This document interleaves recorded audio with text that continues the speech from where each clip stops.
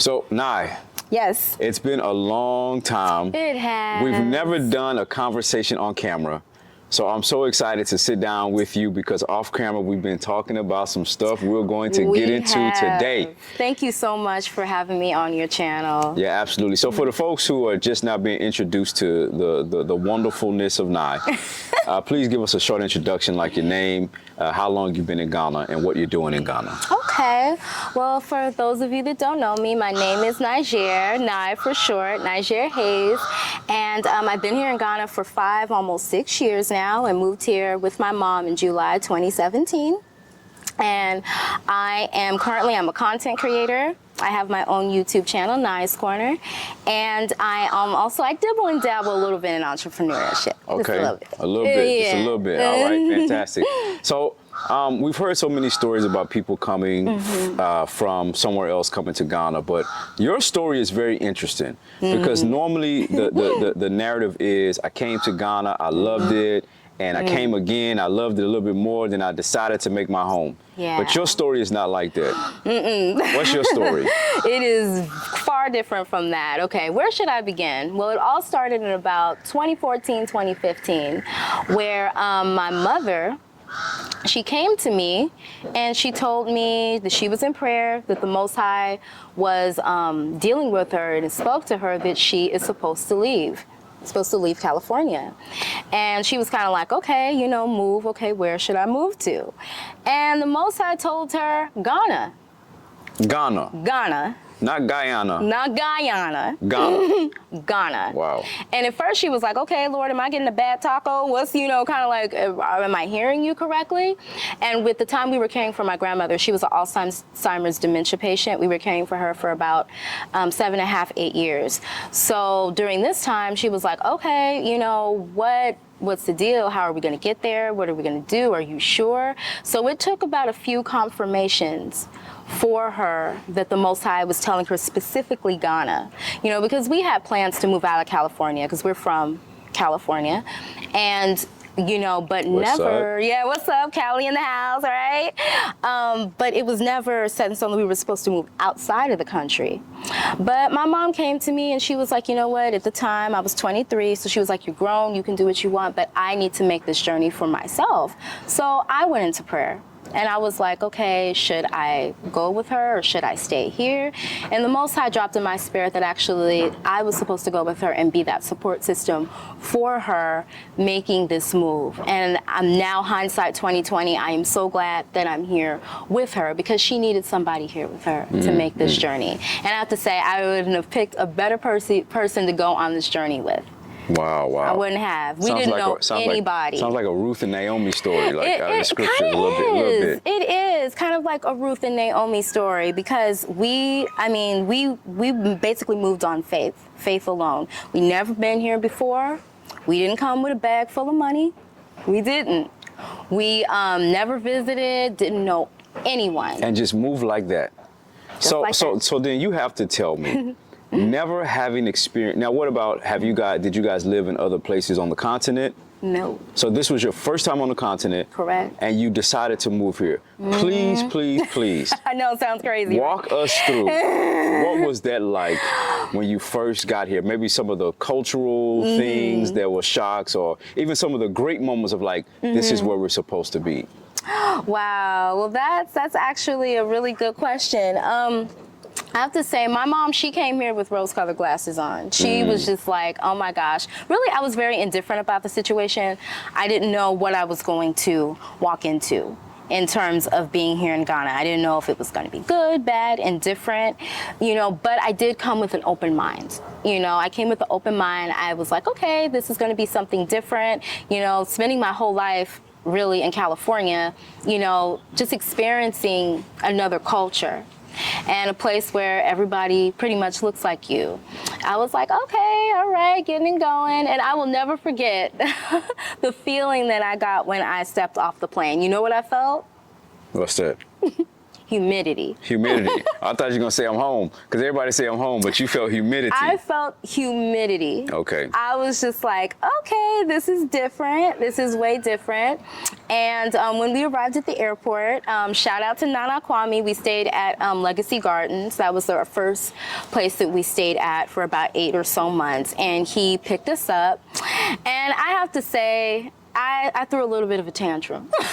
I threw a tantrum. Not say a tantrum per se. I guess it was a lot for me, ingesting that this is a totally different life. What were some of the things that made you realize that this was a totally different life? The roads. Okay. The roads, the environment. I would say it wasn't. I started to cry. I started to cry when we arrived at Legacy Gardens, because just picture, like I said, I was 23. I was really young when I left. So, I was just used to America all my life. Yeah. Never I traveled outside of the U.S. Wow. Never, even barely outside of California. That was really all I knew. So all I remember is it was humid, the roads were bad, there was trash all over the place. Wow. And where we stayed at, because it's in Pakwase here in Ghana, and the road that we were going up, it was a really, really tough road. Now I'm a pro at bad roads. It's no big deal. Yeah. We live in a place, that has bad roads. But when I first arrived here, it was a culture shock for me. The place that we stayed at wasn't the, it was regular. It wasn't a Hilton Gardens. It wasn't the Hilton Gardens. It wasn't, the La Meridian. It was just a regular place. Yeah. So for me to digest that, it was a lot. And my mom, in the back of her mind, she was thinking the same thing, but she was trying to be strong for me. And she was like, Niger, it's okay. The Most High sent us here for a reason, and we will get used to it. We will get by. That's really a great point. I'm glad you mentioned that, because those little things that you have to adjust to anytime you're entering into any new context, right? Yeah. People don't understand how those little things can really be detractors from you fulfilling what you believe you're supposed to do. And I think even in that, people don't understand, like, if you come from a place where I think people don't understand the level of convenience that a person has in a place like the U.S., right? Yeah. And this is not about comparison. This is not about good or bad. It's just about difference. Yeah. And when you come to a place that doesn't have this, you don't know what you have until you go to a place where you don't have it. And then you realize, number one, how much you need to adjust. And then number two, maybe how much you actually may not need. That's true. That's very, very true. So you got here, there was maybe an initial kind of shock to the system because of the infrastructure, the weather, the climate, all of that. And I want to fast forward to, right, you guys have been here 5, almost 6 years. You are probably in a position that's different than a lot of people who maybe been here for like 10 days or... Right, just visiting? Yeah, just visiting. Yeah. So your experience when you guys got here, like, let's keep it 100, right? Okay. How have you guys been able to be here for 5 years in terms of like surviving financially here? You ain't got to get into your tax statements, because the IRS may be watching. You know, Big brother always watching. Listen, our Ghana Revenue Authority, whoever takes the taxes may be watching, but just like, that's a challenge for a lot of people financially trying to stay here. So, how have you guys been able to maintain 5 years here? That is, I would say, and I know this may sound cliche or whatever, but I would say the Most High. There has been so many, Tim, if I can go into just different testimonies of how we have sustained here, and when we thought, we were just... Give us one of them. We were just squeezing our booty cheeks thinking we would have to go back to the States. I'm going to keep it real. Squeezing our booty cheeks. Squeezing our booty cheeks, because I was like, okay, we are done. We are done. Okay, I'll give you one example. Yeah. All right. We were here maybe about 6, 7 months. And like I said, we didn't come here with a bag full of money, but we came with a little bit. And I remember our good friend that's from the States, he shared with us, do not come here living like a tourist, because you will blow through your money. Of course, dollars to CDs, it is, you know, a big difference. But let's say $20 here, $10 here, that adds up. I was out here balling. That adds up, you know, going places left and right. Let me take 3 of them. I don't care. Let me get 5. Make it 10. You know what I'm saying? It was, we were living, you know, living it up.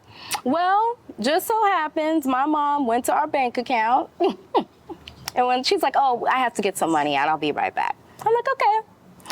And she asked what the balance was in our bank account.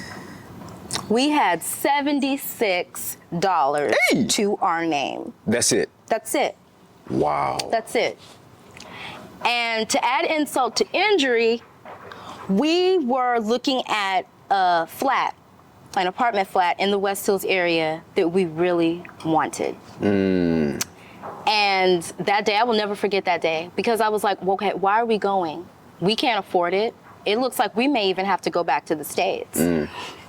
And because we hadn't been here that long. So I was like, you know what? We need to just hang up the fiddle, lay down the bow, and go back. You got all these sayings. Oh, you talk like somebody old grandma. I was raised by, listen, I have an old soul, okay? I can see, lay down the fiddle. I'm sorry, go ahead.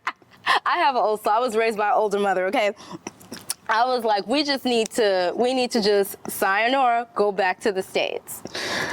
And sure, the Most High led my mom, the little bit of money that we had, he instructed her to lay the money down on our bed. Lay all our money out, all the bills out on our bed, and put holy oil over it and anoint all of the money on the bed. And he said that the money is going to multiply. Sure enough, my mom's really dear friend, she receives a lot of our mail from the States.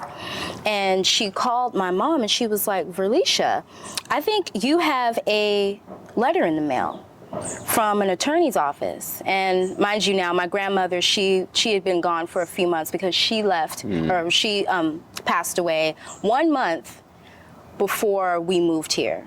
So it was through her estate and everything. And she was like, I think that you have some money coming to you, your inheritance. And I was like, what? Are you serious? I mean, it came out of nowhere. Yeah. So, you know, my mom was like, you know, open it. And she was like, yeah, I think you have some money coming towards you. So, I mean, that came in the 99.9th hour. Hey! I got a testimony, and that's just one. Okay, guys, that's just one. But the Most High opened up some tremendous doors for us. We were able to move into that flat in the West Hills area. We were able to purchase a car. We were able to basically pick up our lives and start our lives here in Ghana with that. And we didn't expect to get any money from my grandmother's estate because there was some things going on in my family that were a little interesting at the time. So she didn't expect anything. We just cared for her and happy we were able to do it. We didn't expect anything in return. Let me ask you something. For someone watching that may say, okay, the Most High may have led you to Ghana, but does that mean that you shouldn't have planned better? We've gotten that. I've heard that, oh, you know, you need to come with a plan. Some people, you know, I've even got DMs on my, you know, IG saying, oh, you know, what's your plan? My main questions are like entrepreneurship, what do you do there? Accommodation, what do you do? And I always tell people, the Most High may not have a plan for you. You know what I'm saying? You may not always come with a plan. He's your plan. You know what I'm saying? Now, people, I'm not saying, correct me if I'm wrong, don't come with a plan. I'm not saying, oh, just come and, you know, but if it depends on where, you know, kind of what the Most High is leading you to do. You know, because sometimes when he's leading you to do something, you have to be obedient to him. And if you wait for a plan or whatever, that may never happen when he's instructing you to move from point A to point B, but because of fear. Yeah. You know? Yeah, you know, and it's and I think what you're saying is every situation is not going to be the same for everybody. Exactly. Because even when I came, like I felt the same way. I felt like, man, I told my wife, I said, I think I couldn't envision the next step of my life and Ghana wasn't in it. And I was like, I feel like God is really saying that we should move to Ghana. But I'm the brother that's like, hold on, Lord, let me get my plan together. Right. It's like, let me get my planner out. So listen, because we took 2 years of planning, and I think it really, and I tell people this, really, I think the more complicated your life is, definitely the more you're going to have to look at a situation differently. Yeah. And not to say that you guys didn't do that. I think that you, obviously, listen, you're here longer and living life in a more vibrant way than people who made a whole plan, came and left after 2 days. You know what I'm saying? Yeah. So it's not really a one size fits all. It isn't. But I think it's different strokes for different folks. And you talked a lot about how like the Most High led you guys here and has been sustaining you. And you gave this incredible testimony of, hey, I was like, hey, grandma's catching the money. Holy Ghost. Thank God for grandma's money. Somebody who was planning enough to think of y'all. Yeah. And so let's transition to you guys got here. It was a culture shock. When did you get to the place of realizing this is where we need to be? Like after the initial shocks of everything, was there a defining moment for you or something that you experienced that made you realize, no, this is where we're supposed to be? Well, I have to say, I feel that for me personally, I feel that it's a thing where you get signs. You get signs from the Most High. Because I think I've shared this with you. Yeah. My mom and I, we've been looking probably about 2 to 3 years in. We were looking to move to other places on the continent, such as Tanzania, Namibia. We were looking, even South Africa at one time. We were looking to move there. But because of the series of events, I have to say with Tanzania, we were moving there because we liked the government there. It seemed like it was really nice. President Magufuli, you know, seems like a pretty decent president. Yeah. So we kind of liked the government a little bit more. And I remember my mom was saying, if we're meant to be there, he will still be in office. Well, that was that was when President Magufuli was passed away. So that was a sign that actually we shouldn't go anywhere, because he stopped it, he blocked it. If it was a place we were supposed to go, he would still be living, it would still be, you know, moving a lot. And when it comes to, I guess, like, as you're asking, like female platonic relationships, I have really one good friend who is we just really hit it off. She was actually my neighbor in West Hills. Really? Yeah, she was my neighbor. And just one day she came up to my door. She knew I was living there, and we just kicked it. It was just, it happened very organic. But I will say my other friends are friends from the diaspora, because I guess it's just like you said, that relatability factor. You know, if you kind of like certain things, certain like the terminologies, it's you get it. You know, you really, really get it. Yeah. And, you know, with friendships, it's kind of like a thing, well, can you buy me this? Can you buy me that? And it's almost like you're viewed almost as like an ATM machine. And it's like, you know, friendship shouldn't be based on that. Friendship should just be on a genuine connection that you've made with somebody. And I also feel it's also an understanding of each other as well. You know, here, Ghanaians need to understand us, we need to understand them, and it's, you know, and kind of merging the two, you know, can be sometimes a little difficult, you know, in terms of relatability. But it can happen. I mean, you know, I'm not saying, you can't make those really genuine connections, but I understand what you're saying. Now let me get a little nosy. Uh-oh. Get a little nosy. Let's talk about dating. What about them relationships? Well, I have a few stories for you in terms of dating and relationships. You know, of course, I would never generalize. There are some really wonderful, genuine connections that I'm sure that people from the diaspora and Ghanaians have made when it comes to marriage, beautiful relationships. But I will say, most of the relationships that I know of have not really ended so well. They really Your haven't. Personal relationships? My personal relationship. Right. No, other people, and also mine as well. On my channel, as a matter of fact, I interviewed my ex-boyfriend, and he's Ghanaian, or one of my ex-boyfriends, he's Ghanaian. And And he's a beautiful person. We're still friends to this very day, but I could never be in a relationship with him in terms of a romantic relationship because we're very different. We also have a difference in communication. You know what I'm saying? I mean, men and women kind of can have a little difference in communicating anyway, but I think it's doubly different here. I'm not saying that all Ghanaian men are like this, but I think we're very much into falling in love and friendships. If I want to be with you, I want to be your friend more than just, your life partner. It's like forging that connection. You have to get to know that person. You have to communicate with that person. And I feel that with some of the Ghanaian men that I've dated, that's been a little bit of an issue. And that was an issue with my ex-boyfriend. Like communication? Yes, lack of communication. Just disappearing and not knowing where, that really doesn't work, for us culturally, So I think that kind of with dating, it's, if you merge the two together, it takes a lot of patience on both sides of the coin. And the thing with my ex, I had to keep talking to him over and over and over again. You know what I'm saying? About the same thing. And, of course, nobody's perfect in a relationship. Lord knows I'm not perfect. But I felt like that almost, I knew him, but I didn't. It was weird. I felt like my mom knew him more than I did.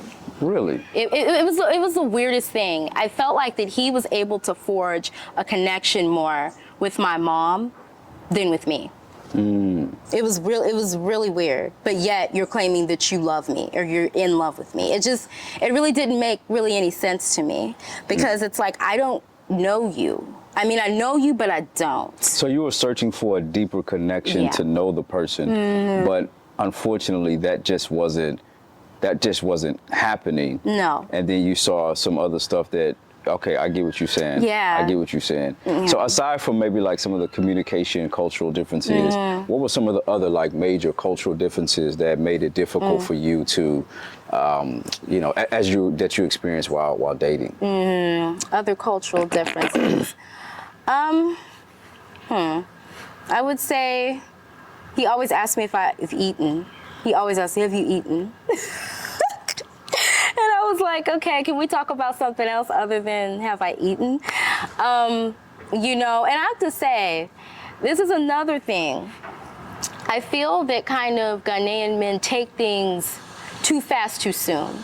With saying the M word, meaning marriage, the minute they meet you. I'm going to share this with you guys. I was on Tinder. And my Tinder experience was really interesting. Is there Tinder here in Ghana? There's Tinder here in Ghana. Really? I did it as an experiment. It was actually Tinder. Sorry. My mom, me and my mom and I, we have a lot of fun. We act so silly. And she was like, you know what? You should do a profile on Tinder, just for the heck of it. And I did. And, I got a lot of hits, got some hits. And, the guys that I met were really, really sweet. Really sweet men, young men. But the minute they meet you, it's like 5 minutes, think that you're their wife. And I'm kind of like, okay, you have to get to know somebody in order for you to be like, oh, that's my life partner. So I feel like it's like where they may be blinded by other things to make them feel that way that, oh, I'm their wife. And I've heard this by other sisters that have come here too. So you're so quick to mention marriage. And that's another thing. I understand that coming here, there is a lot of fine chocolate men here and women from my brothers, beautiful people. Really, really beautiful people. By you being from the West, they will pay you attention. They will. The minute you come out of the airport, off the plane, that will come. Guarantee you that. But you have to know how to take that. Of course, as a woman, I'm a woman too. We love the attention, we love the flattering. But I feel I've seen some women here, I'm only speaking, look at that. You know what I'm saying? It's more than just, oh, this man treats me good and does me good. I mean, you have to look at more factors, and I'm also noticing a trend of women that are talking to men online and sending them money. Really? Yes, and the thing is that if I'm not, this is just me, I can't speak for anybody else, but if I'm not physically in your presence, and I'm a young woman, but if I'm not in your presence, I'm not going to make a commitment like that to you because I don't know you. We could talk online all day long, but you have to be aware of scam culture here. I mean, it's a reality. I'm not saying this is always the case. But it happens. But it happens quite more often than not. Question then. Yes. Based off of what you said in terms of sometimes the difficulty of these platonic and non-platonic relationships, would you say that while you're here on the continent that maybe what you would be looking for in terms of a spouse would be somebody maybe that's a little bit more, like, let me say American, or is that what you may be looking for now? Yes, definitely. Of course, I am, whoever the Most High brings to me, they will bring. But I know preferably for me, I am looking for somebody who is closer to my, to my background. But I will say this though, I will say just because somebody is close to my background or is from the diaspora does not mean that they're for me either, because I've gotten burned by a man that's from the diaspora. And, spiritually, we believe two different things. And, I was with him, and one night or one day I have to say, I think he put a love spell on me. A love spell? A love spell. Oh, Lord, he put a love spell on me. And I would never say that just to say that. But there was some evidence that he did put something on me.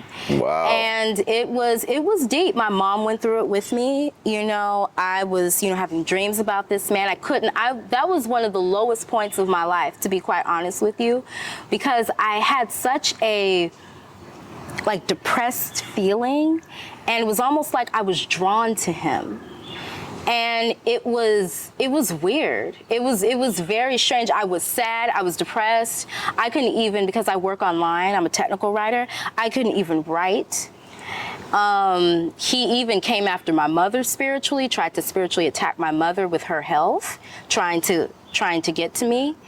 And it was a roller coaster, and that was not by somebody that was Ghanaian. He done put a whole root on you. You want a root? I said back in the day they call it roots. Put a root on you. I ain't trying. And the thing is I never believed in that. Before it happened to me, I was like, oh, that's just in the movies. But he put that root on you. I'm sorry. I'm not trying to make light of that. I'm sorry. No, but it's just a warning. You have to really care. You already said just really.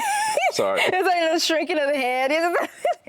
You have to really be careful of who you're with. I'm hot, yeah. Then this is even going for men too. Yeah. Because I'm hearing some sisters be doing some juju as well. And so you just have to be careful that you're spiritually equally yoked with that person, because that can come back to haunt you. Yeah. So, you know what? There's been a lot we've discussed. And I think that this has been such an informative and educational time. People who are excited about Ghana, tell us this. What would you have done differently? And then what would you advise to folks watching that are looking to move, not just visit for holiday or vacation, as we said? What would you have done differently? And what would you advise to people to do if they want to relocate? What would I have done differently? Bought you some clothes from H&M. I know, right? Take everything I could have taken from the States. No. What would I have done differently? I think probably I would have maybe... that's a good question. To be honest with you, I don't know what I would have done differently. I'm sure that there's something. I guess say kind of keep your guard up, but not too up, because you really could be missing out on really genuine people. But I guess really just taking my time to really learn the culture more. You know, so we've talked about a lot, and I think it's been really informative. And so here's a question for you. Based off of all your experiences, the ups and downs, the highs and lows, what would you have done differently? And then what would you advise people to do who are looking to relocate? That's a good question. What would I have done differently? I think what I would have done differently was learn the culture more. You know, try to kind of understand the culture a little. Of course, I will never fully understand it because I'm not from here, but I think I would try to give myself time to understand the culture more, and that's leading me into advice that I would have for other people. You know, I've noticed that some people, when they come here from the diaspora, they feel like they know everything. You know what I'm saying? Never been here before, but they could tell Uganda probably better than a Ghanaian could. You know what I'm saying? They're like, oh, I know. And that can sometimes be a mistake because, no, you don't know. We've been here for 5, going on 6 years, and there's still a lot that we could learn and pick up on. You know, so I feel like that my advice to anybody is take time to learn the culture, you know, because that could help you forming relationships. And those are different types of relationships, platonic, romantic, even business relationships. You have to allow yourself time to learn because that's how you get burned that way. When you don't learn. When you don't learn. And even allow people that have been here, if it's the right kind of advice, to advise you. You know, I feel some people feel that, oh, you know, it's negative. And some things people that say can come from a negative vein, but some people are just trying to give you friendly advice that have been here for a little minute. So they're trying to steer you possibly in the right direction. And I understand, you know, one size doesn't fit all. Everybody has different experiences. So your experience, Tim, is different from mine. Yeah. And vice versa. But you know, please, I'm just going to tell your viewers that maybe have not been here yet, who are planning to come, especially to live, take your time to learn the culture and also listen when people are trying to tell you something, because it really could be for your own good. Don't come here and pretend like, or act like that you know everything. Yeah. Because you don't. You make a lot of sense. I have a lot of people that reach out to me. It's like, yo, I want to start a business in Ghana, blah, blah, blah. I say phenomenal. And I always ask them, have you ever been? And do you know anybody that's doing what you're trying to do? And then I tell them, listen, you need to get some consultation. Now, I do consultation, even if it's not from me. You need somebody to consult you because somebody who can consult you, as you said, getting that advice. Yeah. And here's the honest truth that we don't want to talk about. Like, people who are really good at what they do, they don't have the capacity to do it for free. They don't.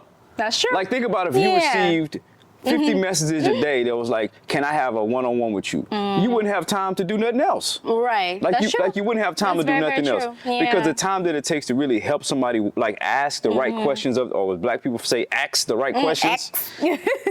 It takes time to know that kind of stuff. And so I tell people, get some consultation from somebody who's been here, who's doing it. Yeah. Because, and a lot of times you're going to have to pay for that. Like, you can get somebody to give you some, like, I'll talk to somebody maybe for like 30 minutes or something, but when you realize you ain't never been here, you're trying to start a business, you can't fully help somebody in 30 minutes who ain't never been to this place. No. Like, you need a game plan if you are not moving for, let's say, a spiritual reason, like you feel like the Most High has caused you to move here. But anyway, all that to say, I think what you're saying makes sense. So listen, the advice you gave was great, right? Sometimes people need to be able to listen to someone who's been here, who's done it, because it's helpful. And I tell people, not always, but sometimes the people who really know what they're doing really well, sometimes you have to pay for that advice. Depending on how in depth you want it to get. But now, listen, I'm sure that we could have this conversation for hours. Well, I think we could. We could do this for hours. For hours, Tim. Oh my gosh. We could do this for hours. Wonderful. Yeah, well, I'm so grateful for you sharing today. Your story is very interesting, and I love the nuance of it because you kept it real. But at the same time it wasn't, you know, throwing dirt on nothing. It was just the reality from your experience. So make sure, guys, to listen. Her channel is listed right there in the description. Make sure you check it out. And as always, if you love this content, because I know you do, make sure you like this video. Make sure you subscribe. Tell your friends to tell their friends to tell their friends so we can be friends. Until next time, peace.